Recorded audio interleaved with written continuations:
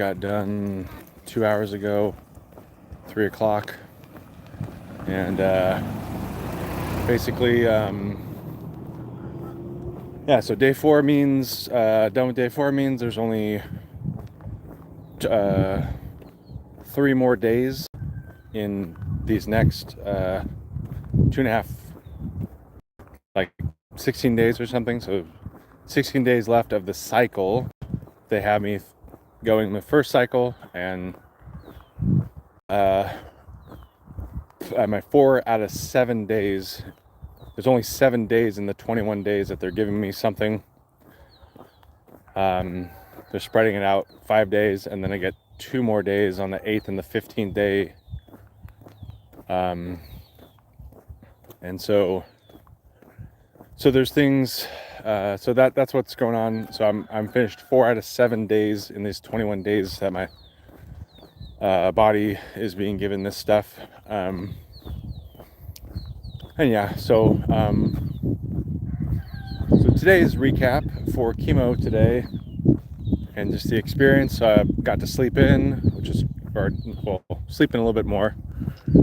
I woke up at about 6:20, which I don't like waking up at 6 o'clock in the morning for anything. But I'm getting up then. Fortunately, Lord willing, I was grateful that I got to fall asleep, or really starting to fall asleep before like 10:30. So I got about 8 hours almost, which is huge. It's the first time I've got 8 hours of sleep since Monday. And then, hey puppy dog, we'll play when I get back. So just on my walk, and only got half my steps in yesterday, which I regret. I felt a little kind of emotionally unmotivated yesterday. It's like I wanted to do stuff. I was like, it's like I gotta get to it, and finally gonna get to the full stuff today. So I have just a light workout. Have a light workout to do, and to keep my muscles stimulated and get some good oxygen in my body and my blood moving, circulating. So there's that. So doing just the basic stuff to care for my body when I can. And then let's see here. I learned about during this chemo process, hello everybody that's tuning in. Hello. Hi. Thanks for joining. If you don't know what this is, it's me talking about doing a brief chemotherapy recap of today. So you're welcome to stick around as long as you want. So for all my friends and everyone this will be primary for you guys, to let you guys know. For anyone wondering that tunes in for however long, 30 seconds or 60 seconds, what you can know is that I'm doing my first cycle of BEP chemotherapy, which means they give BEP chemotherapy to people that have testicular cancer, which means the germ cell inside of one of the testicles was weakened, or there was somehow basically cancer. How I look at it right now, all the research I've done, is that cancer itself is a mitochondria metabolic disease. It's not a genetic mutation. That's something that's going to take a little time. It's still for the public to really understand that it's not something random people just randomly get, or like, oh no, like if your cousin and your aunt and your mom or your dad had cancer, then therefore you will guarantee to have cancer. That's not what I believe. And the research that I'm finding is it's a metabolic dysfunctional disease. So the mitochondria, all this means is that the mitochondria cells in our body are the things that are the main power source, power battery cells in our battery in our body. And so if the mitochondria cells are dysfunctional, those cells themselves actually, when they're dysfunctional, those are the very cells that turn into cancer cells when they're damaged, and when when they're not working properly. So that's how cancer actually appears in the body. It's not, that's what I've come to understand. Makes a lot of sense to me right now. And for everything, I'm school bus. School's out. Woo, school's out. What time is it? Summertime. It's our vacation. What time is it? Party time. Okay, when High School Musical, that's what I'm talking about. Okay, back to the real stuff. Yeah, real stuff. So I had testicular cancer I was diagnosed with testicular cancer back in December of this past year, about December 16th. Went to the ER, and so anyway, some trying to do a quick fill-in for everyone that's listening here. So, but yeah, so that's been the story. So it's been a crazy emotional roller coaster for 3 months. Anyway, so that's kind of the bit of that. But yeah, so after surgery and everything, stuff came back, and had a lymphovascular invasion sign, which means to them, the surgeons and the doctors, they go, oh, that means there's a high risk of microscopic spreading. And so that's what I found out back in the beginning of February on my own, not because they told me, but because I had to pull it out of them, basically, to go, oh yeah, like, we're not surprised, but it would make sense you're surprised because we didn't tell you up front that like this could be very possible to happen. So that was very disappointing. But yeah, so anyway, back to the chemo processing day 4. My parents are divorced, and they've been divorced not together for 23 years now. And it's been heartwarming as a child of divorce but for very grieving, there's a part of me that's sad and grieving that my parents, in my experience of it, is that I would get an opportunity to hang out with them in a very not great circumstance of my life, that they're together, kind of sharing space together. And so I think had a good conversation with my mom yesterday, had a good conversation after my counseling session with her, or with my counselor, and then briefly talked to my mom about it a little bit, and brought up this whole idea of just shame and regrets. And I think there's just so much of that that I'm growing to realize, that with divorce and remarriage and families being destroyed, not working out long term, and people's kind of dreams back then. Oh yeah, like families didn't turn out that I talked about a bit of stuff with that with her. We both have areas of our lives where we feel shame and like regret about not looking at how my family that I grew up with, how it's where it's at now, right this second. It's sad, and I wish it'd be it wasn't. I wish it was better, and a lot better, and so we both had an opportunity to kind of share a little bit, and which was, I think, very needed and good and healing. So thank God for that. But today, as of today, right now, you guys will be the first to see this or to hear this from anybody, or well, not from anybody, from me, that another miracle just happened. I had the opportunity to, for the first time in my life, have a photo of my mother and my father with me in a photo. And for some of y'all that might not mean too much, but for someone with an adult child in divorce like me, my experience that I had, that this was a huge deal.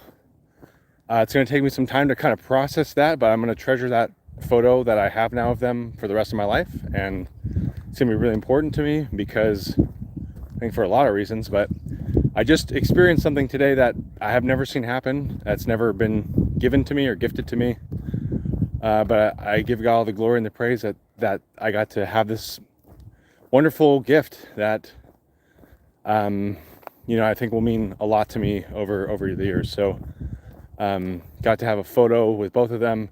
I'm in the middle. Mom and dad are on the sides of me. taking a picture, and this is the first photo I have of us. My parents are in their 60s now, and I'm in my 30s. So the last time I could see a picture of all of them together, my family together, was when I was like 10 or 9 or 8. So super big deal that happened today. Pardon me. So I'm grateful, feel happy. I'm thankful that could happen. So that's part of one side of it, and the other side of it is I feel very grieved that it took me going through this experience of being threatened by a metabolic disease for this opportunity to come up. Probably could have happened maybe sooner, maybe not, but for my life experience, that's not how it's been. So there's that part. So it's kind of like grateful, thankful, but then on the other side, I'm grieved at the same exact time. But yeah, so out walking, finished my walk, but chemo day 4, finished 4 out of 7 days of the first cycle, which there's 3 cycles of BEP chemotherapy. And I'm in the beautiful place of Estacada, all these trees. Beautiful. Guys, go out and take a walk. It's so good for you. Walking does so many things for your body and your brain, and I encourage you to look up a video on all the benefits of walking. You're gonna be shocked how many great things happen for your body and your health, mentally, emotionally, physically, just by walking. So get out of your car, somewhere safe, go get off your bike. Well, I mean, bikes are good, go bike, but stop doing the planes and the trains and the cars, and use your feet and use your legs that God gave you, and go walk. It's really good for you. Trust me. It'll do wonders and be a wonderful gift for your health long term. It'll help you build a foundation of health really quickly. Actually, only takes a couple months, and then once you're in it, your momentum's going. So keep it up. Been walking 8,000 to 12,000 steps a day for like 3 or 4 years now. So like 3 years at least. Yeah. It's been great. So anyway, overall, my emotional state being at the hospital, I felt angry today. I didn't want to be there. I was like, man, this is stupid. I hate this. I hate that this is my life right now. I hate that this is what I have to do.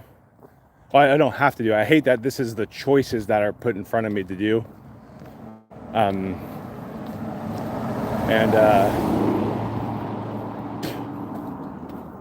Looked up some medication stuff. They given me 3 types of pre-medications, which I had to push to get that information more. And so one of the nurses typed it up for me, like printed stuff out so I can research it later. But I feel like it's really sad because these nurses, they just don't. I mean, once you guys are in it and you're there and you have to experience this yourself, it's so obvious. It's so disappointingly sad and grievingly obvious that these people, in the Western like these different hospitals, like a lot of them, not all of them, but most of them, they're drones. They don't know. They literally, I mean, I've heard them say it today. They're like, we just do what we're told, and it's like, yes, you do. That's exactly, you follow orders, you do what you're told. You don't ask any questions. You don't. And the thing is too, I've even seen it in the first 4 days I've been there. Not all these nurses think the same. They don't agree on things. They don't agree on different methods. I mean, you don't even see consensus. Which I would say is more of a good thing than not. In a system that needs a lot of reform. But yeah, so I didn't want to be there. Just felt depressing today to be at the hospital. Felt more angry and a bit more sad just to sit there and be like, oh, like I don't want to sit here for 3 hours and not move. It's like I'd like to go do something and move my body instead of sit here. But so I'm looking forward to walking when I get home. So out in the free world. But yeah, so tried to this today I'm going to be looking into the 3 pre-medications. I have a nurse, a nurse practitioner, and a nurse practitioner. I have a nurse practitioner, and I have a social worker assigned to me that my sister helped us figure out to get. So I have a social worker assigned to me for my medical care to advocate for certain things as well, on my behalf, which is obviously helpful, or can be. So I just talked with her like a couple days ago as well, which was, I think, a helpful moment. I was kind of surprised. But it looks like maybe some more social workers are a bit more psychology minded. So that was refreshing to talk with someone that I can find more agreement in when, especially in the medical field. But yeah, so today, so for me, I'm going to be looking up the medications, the 3 pre-medications. It's like Zofran. It's like Zofran, Deoxa something, and Centavila, something like that. And the point of their opinion of why they do it, it's a standard. They always say standard protocol. It's just, I got fucking sick of hearing that word. It's very, obvious every time they say it, but so they have a certain amount they give every patient. Doesn't matter probably their height or their weight. They're going to give the same amount because that's standard. Whether somebody throws up or not, or vomits, so the main point is they say that they want to give these pre-medications to prevent someone from vomiting, or nausea, that helps get someone to not just maybe have a little hard time eating, but to vomit, and so that's one thing. But on the other hand is that these I looked up 2 of them already, and so basically what I found is that the toxicity load that the 2 chemo, or especially one of the chemotherapies, the cisplatin, is that the cisplatin drug is synergized more with, it said, I looked up on this tool I use, and it said that cases show that 40% increase of hearing loss happened in patients has been reported in patients that are being given these something like Zofran, which is like, they're giving me 8 milligrams a day. They've been doing that every single day the first 4 days. Not really consulting me, not saying, hey, like, we want you to know that we're giving you, they told me, like, yeah, we're giving you this, it's for nausea, but they don't explain anything. They don't want you to know what the overarching goal is unless you ask them details, which again, it's like pulling teeth with these people. It's like they just expect everybody to just believe in everything they say and do. it's probably one of the scariest places to be on earth. Not like, the one, but like, as far as being in a dependent space in a medical field where, these people, they try to be, they have a hard job,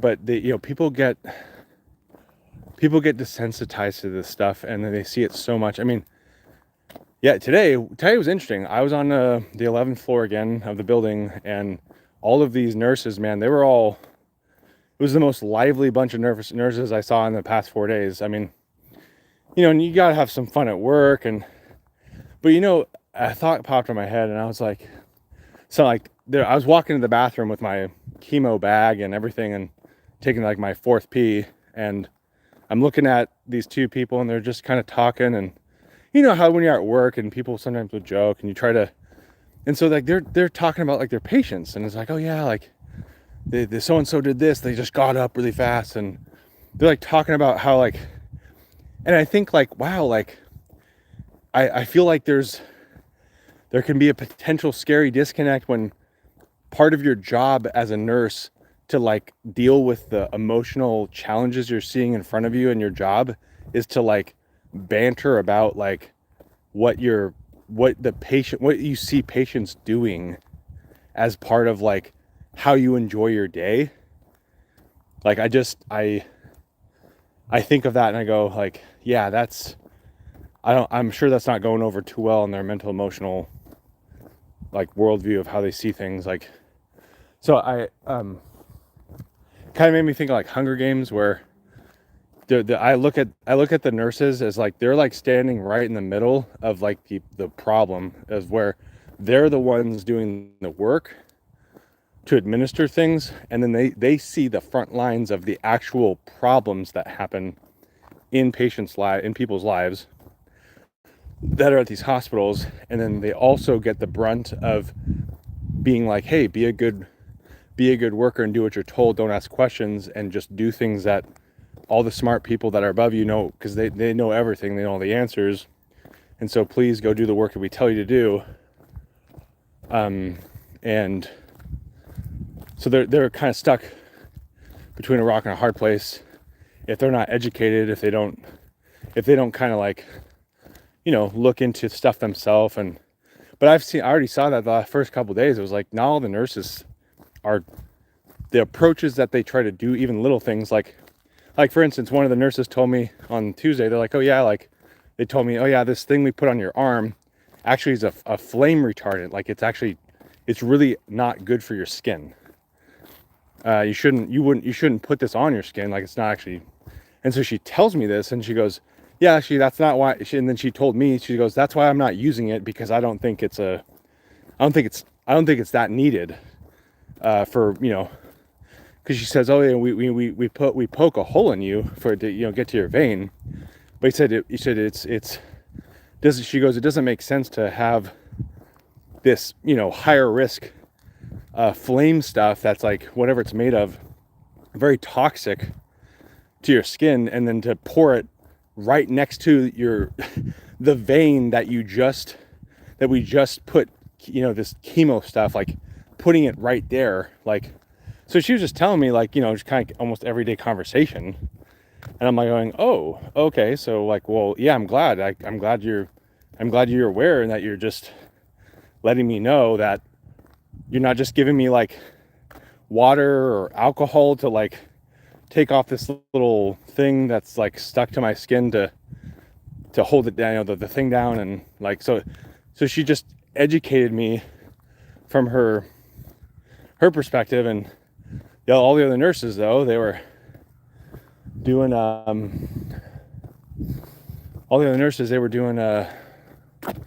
doing the other stuff. So anyway, it was just really interesting. And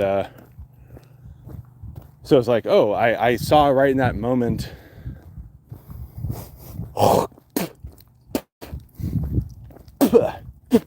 disgusting. Ugh. I saw right in that moment that these nurses here don't all agree on the approaches. Some of them kind of maybe stick their necks out and go, oh, like, I'm not going to do everything that I'm told. And my guess is back in 2020 or during the pandemic, that a lot of those people got fired because of all the people that didn't take the jabs. So I don't know how many people are left in the medical system that think for themselves or are willing to, you know, say, hey, I don't agree with every single thing that we're being asked to do, because I have my own brain, and I went to school as well like you guys did, and I learned that this stuff and blah blah. So I don't know how many people in the medical system like these nurses are left that are saying, oh yeah, like, I'm going to do it this way because we can still get this done without causing potential more risk to you. Why would we do things as nurses? Because nurses and doctors are supposed to take the oath of do no harm to your patient. But once you're in that medical system, you'll see that truth of do no harm, it's not real. They don't uphold to that. What they do uphold to, which is exactly what I would trust them to do. What they do uphold to in the medical system is not do no harm, but they will uphold, let's say when it comes to cancer, they will say, we will do everything necessary to kill this cancer. We'll do everything we think is necessary, that they put at the highest priority to be able to eradicate, this disease. And that's what we'll do. That's what we'll focus on. And so that's what they prioritize. And so the sad part about that is that they because they prioritize that, what they will have to not prioritize, which is a tip for all of you and your loved ones, is that you have to prioritize. You have to learn how to prioritize your long-term quality of life after. They're not focused on that because their goal is to give you and administer to whatever they perceive as necessary to do this one job. And so if they have to sacrifice your quality of life to do it, they will do it. And they will not ask you about it. They won't recommend something that doesn't go that direction. They won't recommend natural stuff. They won't recommend, because they will tell you, which is what I've seen, they'll tell you from, not every state probably, but most places you'll run into this situation where they will either not promote it, they'll not promote something that's not a part of the gold standard, whatever that even means. They'll not promote anything that they think that they could be sued over. So if they even think that it could be helpful, but if they are afraid that, oh no, like if I'm a doctor or a nurse and I'm recommending something that's not in our standard protocol, forget the other word, standard active care or whatever it is, standardized care, that they won't do it, because they're that loyal to the system that they have been indoctrinated by, and they don't understand and know how to look past any of those things to find a better healthy medium and say, oh yeah, like so for instance, one example can be like today, I'm advocating and saying, hey, on my next cycle, because I'm at least probably going to do 2 cycles of these 3 cycles at least of this chemotherapy, that like, hey, you guys, just because you haven't, it's not just because you guys expect that this will happen because you've seen it with other people and other patients, because they'll say multiple times, like I've heard them say, like the nurses, they'll say like, hey guys, every patient's different, so we don't really know how everyone's going to do, blah, blah, blah, blah. So that's like another default thing that you'll hear them say is, well, everyone's different, da, da, da, da. But then in practice, they don't actually, when they say that with their words, they don't actually believe it in their actions, because they give the same stuff for every single person. So they don't actually believe the statement that everybody's different, and so we're going to try something different. They say it, but then they don't do anything that suggests that they believe that phrase. Because if they did, they would do what we did with me and say, hey, you're a healthy 34-year-old, you don't smoke, you don't drink, you have no diseases in your life, you don't have any issues in your life, in your health, but yet we're going to give you the stuff that we would give other people, because this is the standard active care. This is what we would do for anyone, even if they were in a not great, health position, because this is what we just do. So at the end of the day, they're not treating me like, well, you might actually act differently, and it might actually go easier for you. So we can start at a lower dose of these pre-medications. And then, if for some reason there's some challenges, we'll up the dose, but we think that there's a chance that you'll do better, because of your age and look at your numbers and your CBC, okay, like, there's a chance that you'll definitely do better potentially than other people that go through this. So we're not going to start high, or the standard. We're gonna start a little lower, and then if you report to us that anything's going on, but if you're looking good and things are going good, we'll just keep you at the low. We won't go to the standard high or whatever it is, 130 milligrams, and then two other. We won't give you three pre-medications. We'll give you just two of them, and we'll do half. Right? Like they could do that. They could choose to do that, but they don't do it because I believe they don't see anybody as different. They don't believe in their medical value system that everyone's different. They think everyone's the same. And so the reason why they believe that is because that's what they do. They give you the same thing they would give every single person, regardless of your situation, regardless of your health, regardless of anything. They will give it to you because they don't believe that. They don't believe anyone's the same or everyone's different. They see as everyone is the same. And so they give the same exact thing and expect or hope that somehow the best results will come for each person that's the same. Because they go, oh, well, it's the same. This person has to be the same as the other person. Because this person over here, they vomited after a week and a half. And so therefore, everybody that goes through this that's what's going to happen to them. And so that what happens is they develop a prevention plan. And so the pre-medications are prevention, but they're not prevention. We've assumed that everybody's the same, and doesn't matter if it could cause more long-term issues to their future of their body health, because we're not focused on people being able to handle things differently because everyone's the same. So we're going to assume that even if like a 25-year-old or a 35-year-old, no problems in their entire life with their health, we're going to assume that they're going to have these problems. And so we're going to give them these things that they don't necessarily need because we're going to be preventative. Once you're in it, you'll see it's so clear that you'll see it.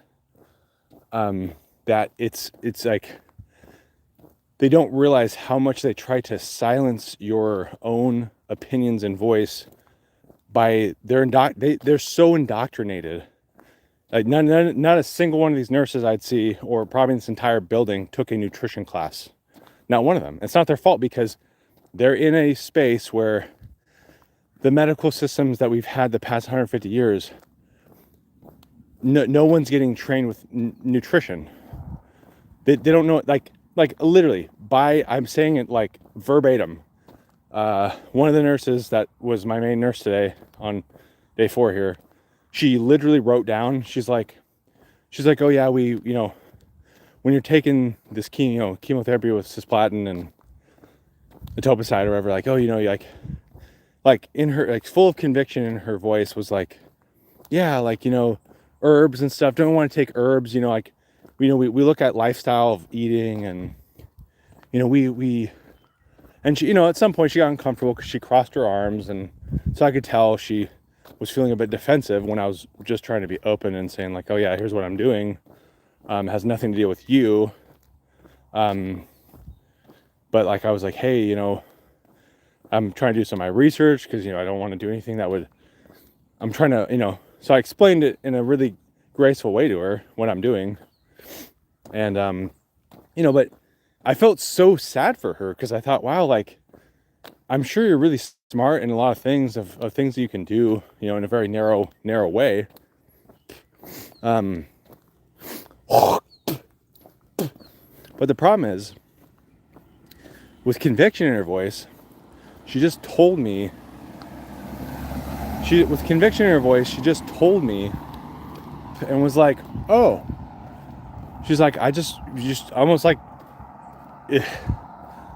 she said it so clear and like she was trying to be confident, but I could tell she wasn't confident because she had her arms crossed and like, she was like feeling defensive, that like she's defending a position that she didn't even know how to defend, because she was like, oh, well, yeah, like, we tell everybody, that, it's not good to take herbs and supplements. Don't do that. Like, oh, so you're recommending something to me.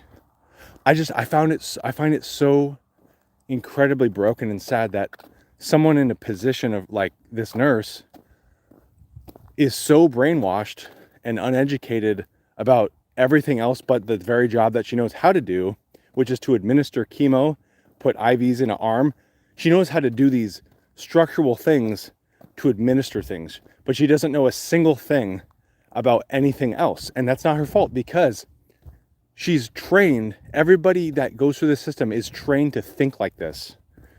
They're like, I'm trained to do these functions like stick needle in arms, do procedures like get my gown on and, type up stuff and read off bags, ask people like, what's your first and last name and your date of birth, like drones, like just, like, okay, do it every day, do it like 100 times a day, and then go through 100 other people that have chemo. It's like, they know how to do that stuff. That's what they know how to do. But they're not trained, and they have no education on nutrition. They have no education on holistic therapies. They have zero education. They have no ability to speak with authority and say, well, we've seen this in the data, and here, let me give you the results of these different case studies. They have none of that, because that's not what they do. They're not trained to think for themselves or critically think about anything they're doing. So they literally just do what they're told, and you'll find real quickly, if you're ever in this space where you have to be around the people doing these jobs, it's like you will get lost and pushed in the very back in a corner somewhere if you don't know how to fight for yourself. You don't know how to self-advocate. You are basically screwed in the medical system. And it's not because anybody there necessarily is trying to personally do that to you, but that the system is that bad that it will show you. Now, people can have, if I took the viewpoint of, hey, yeah, my hearing doesn't matter, if I actually believed that my hearing didn't matter, any of the side effects and stuff didn't matter, if for the rest of my life, get all the extra pre-meds you want to get in there, get my body loaded up more with toxicity that it can't handle over a cumulative amount of time, like I'd be worry-free. I'm like, yeah, this is get rid of the cancer, but screw the idea of my long-term health in the midst, just because I learn to do, like, yeah, go do it. But I could see that you guys are not trained to know how to really do both and say, oh, like, how can we give him stuff and still improve his quality of life, like, in the process. They don't do that. And it's a terrible place to be. So I didn't want to be there. I didn't like it today. It was more frustrating to just be there. I'm like, oh shit, I gotta do it again tomorrow. And okay, tomorrow I get to fucking do it again, like on Friday, but thank God it's Friday, because that means 2 days off. I get to get 1 day of not showing up on Sunday, and I am going to get an injection or something like that that's supposed to stimulate